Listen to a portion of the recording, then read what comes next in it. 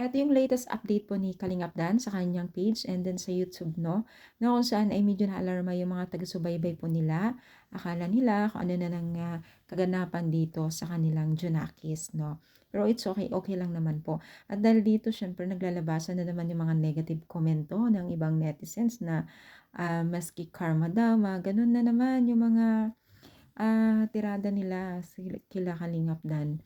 Pero okey lang po yun mga Mima, it's normal lang po naman na minsan ay kabado o kakabahan po ang magulang lalo na first baby ni Kalingap Dan naman talaga itong baby na ito, itong, kanilang supling 'no ni Jenko 'no. At talagang guys hindi na maipagkakailan na marami po talagang hindi pa rin nakaka-recover sa mga nakaraan. Alam niyo yan guys kung nagkasubaybay kayo sa kanila ay meron at meron pa rin po talaga na negative na nagsasabi sa kanila. Talagang alam niyo yung, minahal talaga nila yung nakaraan 'no.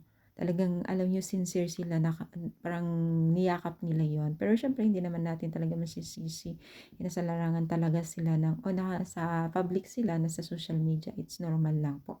Pero it's okay lang naman po, okay lang naman po yung kanilang baby 'no, na naging update po nila Kalingap dan kung meron man na something na karamdaman or what else, it's normal lang naman po yun sa isang baby lalo na, baby pa lang talaga is normal lang talaga 'no, lalo na ngayong taglamig 'no.